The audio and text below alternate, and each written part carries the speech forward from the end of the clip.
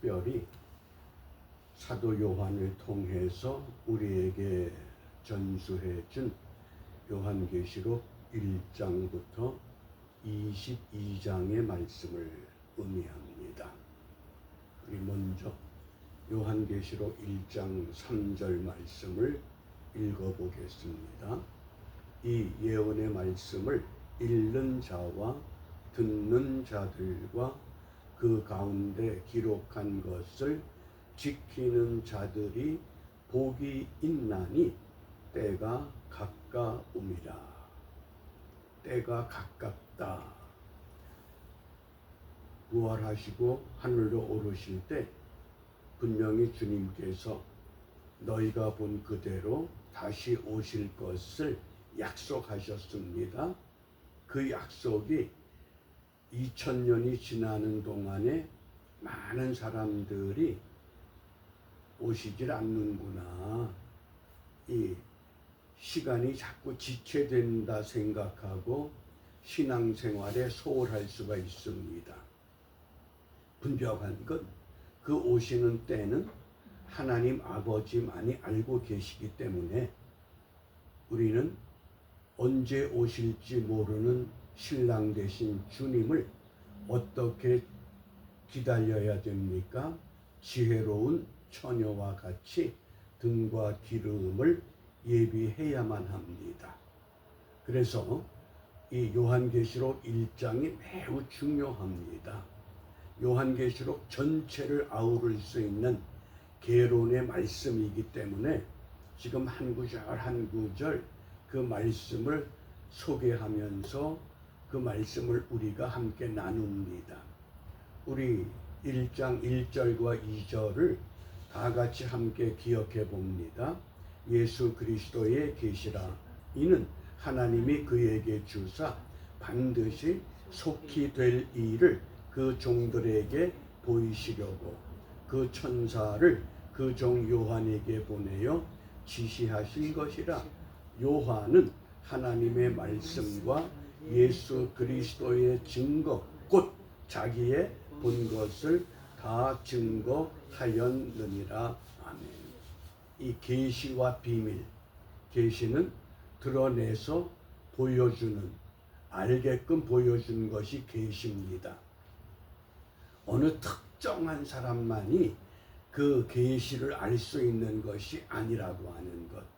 그러나 비밀은 어느 누구도 알 수 없습니다. 두 번째, 속히라고 하는 이 부사는 시간적인 의미로 말하면 우리가 생각했던 것보다 더 빠를 수 있다고 하는 그런 빨리 오실 것을 말합니다. 그런데 그 빨리라는 개념에 덧붙여서 반드시 오신다고 하는 것, 이것을 기억하시고, 요한이 그럼 본 것이 무엇이라 그랬습니까? 요한계시록 1장에서 본 것, 그 다음에 2장과 3장에서 이제 있는 일, 그리고 4장부터 22장이 장차 될 일, 이렇게 크게 세 덩어리로 이해하시면 됩니다. 1장, 2장, 3장, 4장부터 마지막 22장. 그러면서 이 예언의 말씀을 읽는 자, 듣는 자, 지키는 자, 이것을 한 문자로 쓰면 읽는다, 독자입니다. 읽을 독자, 청입니다. 들을 청, 그 다음에 수는 지킬 수입니다. 그래서 저는 이것을 독청수 이렇게 제목을 정합니다. 하나님의 말씀은 자동차 뒤에 얹어놓고 다니면서 무사고를 비는 부적이 아닙니다. 이 예언의 말씀을 읽을 때는 단수입니다. 들을 때는 복수입니다. 지키는 것도 복수입니다. 요거 하나는 꼭 기억하시기 바랍니다. 이 읽고 듣고 지킨다고 하는 이 아주 특별한 문법입니다. 현재 능동분사 그러는데 쉬운 말로 하면 한 번 읽고 끝나는 것이 아니라 그것을 읽고 지금까지 계속 읽어가는 상태를 말합니다. 그것이 오늘 이 헬라 문법의 아주 특별한 강조점입니다. 하나님의 말씀, 예언의 말씀을 계속해서 읽어가는 겁니다. 언제까지? 내가 주님 앞에 갈 때까지. 언제까지? 주님이 다시 오실 때까지. 그것을 지금 말씀하고 있습니다. 그러므로 우리가 이 요한계시록의 큰 흐름, 어제 7가지 장면을 소개했습니다. 요 분명한 7가지 장면을 늘 마음에 담아 두시기 바랍니다. 그 교보, 심전, 승환, 이렇게 첫 글자를 따서 무엇을 그럼 요한이 본 것이냐? 그 본 것이 이 요한계시록 1장부터 22장의 긴 이야기입니다. 1장에서 그리스도, 어린 양 예수, 촛대 사이로 왕래하시는 예수, 그리스도를 봅니다. 2장과 3장에서 7교회를 봅니다. 4장과 5장에서 하늘문이 열리면서 요한은 하늘 보좌를 봅니다. 그 보좌에 어린 양이 함께 계십니다. 그리고 심판에 대한 것들을 봅니다. 그 심판이 7임과 7나팔과 7대접으로 진행이 될 때 중간에 삽입구가 있습니다. 그 진행되는 과정 속에서 특별한 사건들이 일어나고 있습니다. 그래서 그 전쟁이라고 하는 것 12장부터 14장에 아주 내용들을 정리를 합니다. 그리고 19장에 20장은 승리, 마지막 21장, 22장 새 하늘과 새 땅, 새 예루살렘 완성이라고 하는 것. 그래서 그 교보, 심전, 승환, 우리가 이것을 늘 마음에 두면 요한계시록의 그 내용이 그렇게 어려운 것이 아니라 그 말씀을 통해서 요한계시록이 우리 한글 개역 성경으로는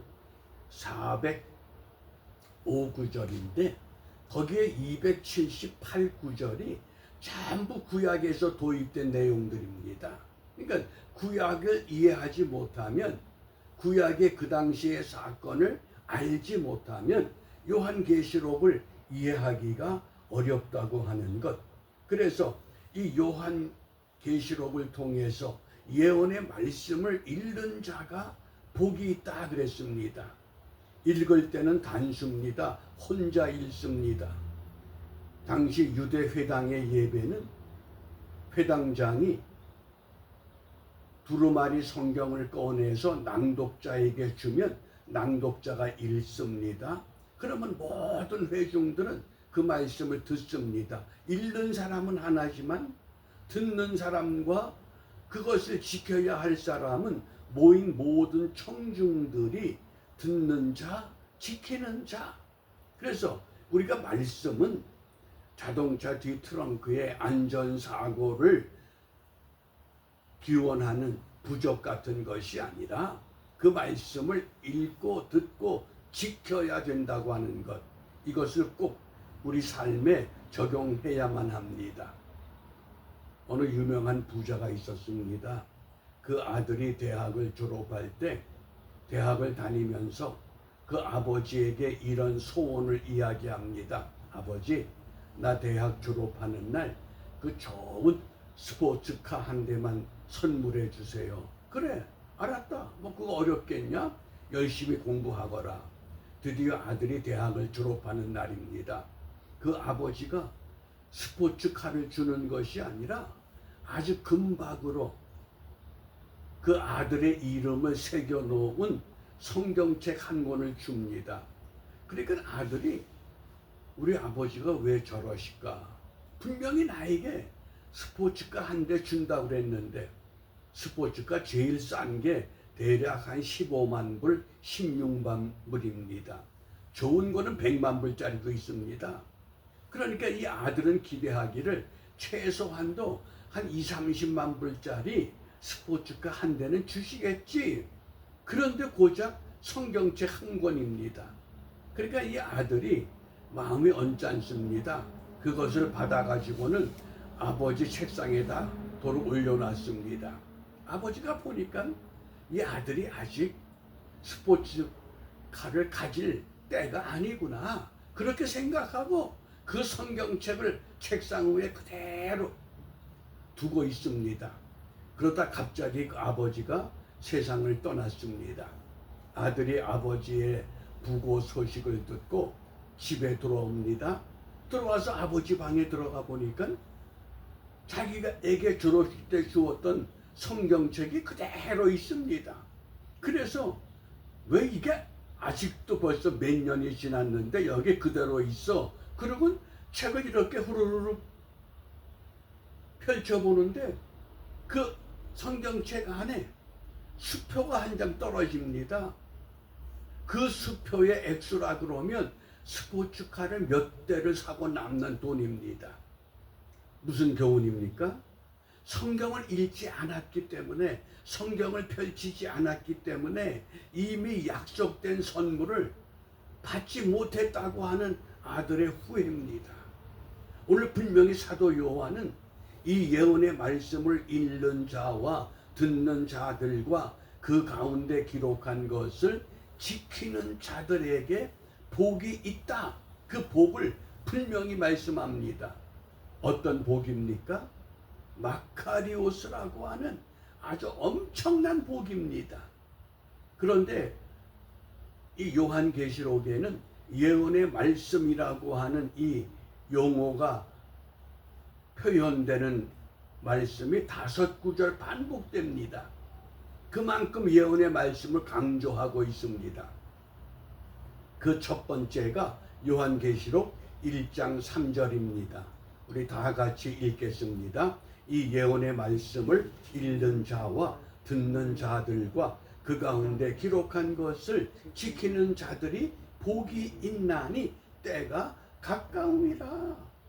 예언의 말씀, 그것을 읽고 듣고 지키면 반드시 약속된 복을 받습니다.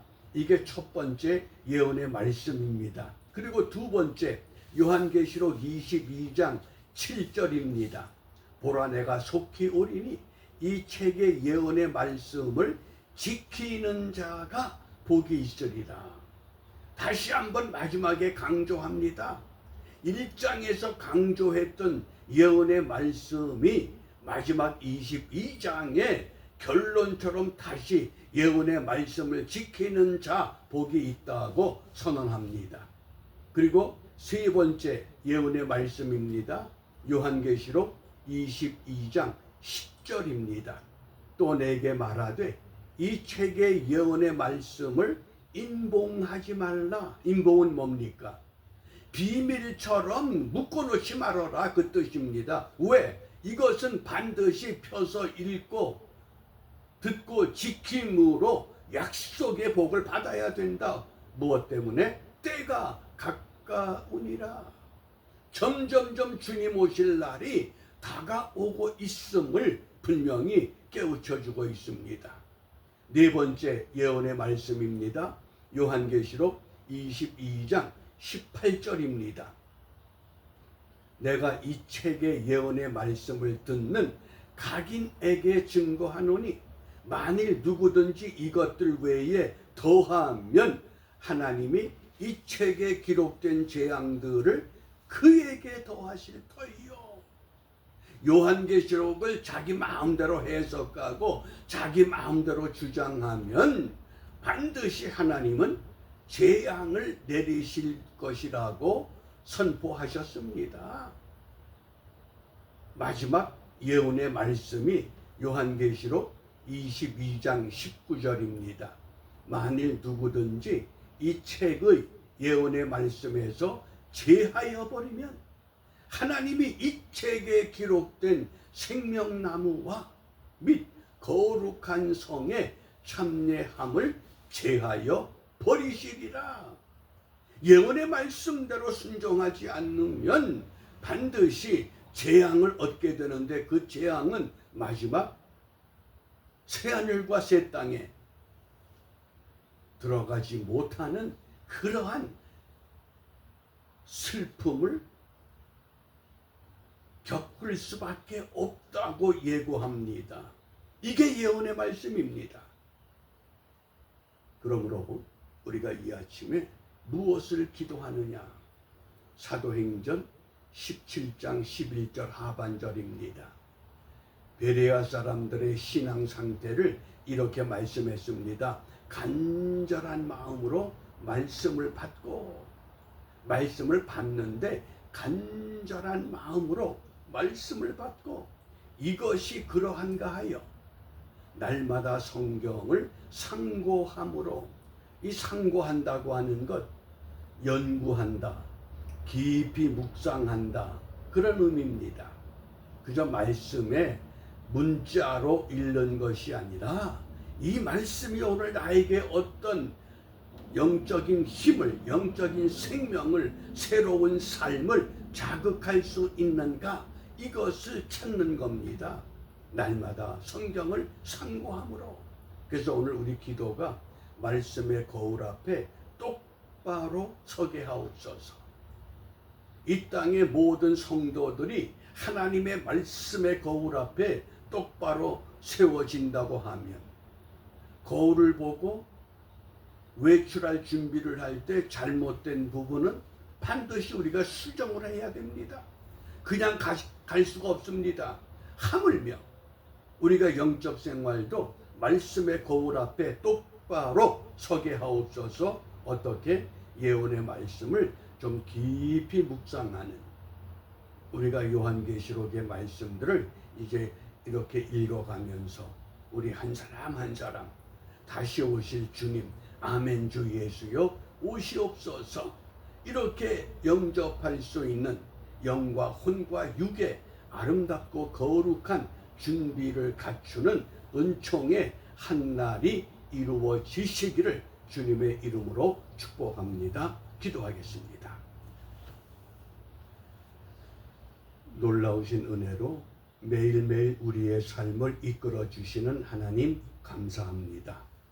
오늘 또 한날의 삶을 예언의 말씀을 읽고 듣고 지키는 자가 복이 있음을 우리에게 알려주셨사온즉, 말씀을 귀로만 듣는 어리석은 자들 되지 않고 그 말씀을 마음에 새겨서 아버지가 선물로 준 그 성경, 그것을 펼쳐 읽지 못해서 약속받은 선물을 자기 소유로 만들지 못한 어리석은 아들이 아니라, 하나님이 우리에게 주신 이 말씀 우리가 펴서 읽고 듣고 지키고 묵상하고 날마다 새로워질 때 이전보다도 주님 사랑하게 하시고 주님이 베풀어 주신 놀라운 은총의 삶을 바르게 경주하는 우리 모두가 되도록 인도하여 주시옵소서. 예수님 이름으로 기도합니다. 아멘.